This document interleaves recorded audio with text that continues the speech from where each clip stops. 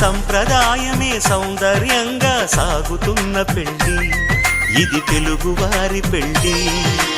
ఒకరికి ఒకరని అనుకుంటే అదే నిశ్చితార్థం, ఆ నిర్ణయానికి తలవంచడమే పెళ్లి అంతరార్థం. శతమానం భవతి అంటుంది శ్రావణ మాసం, శ్రావణ మాసం, శ్రావణ మాసం.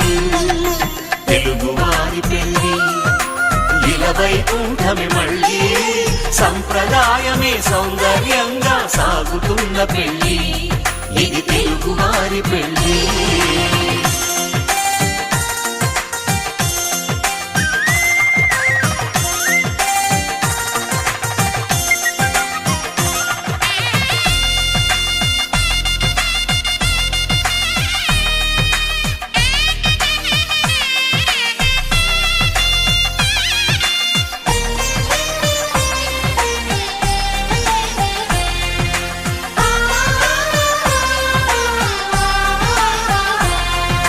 మంగళకరమే వంగ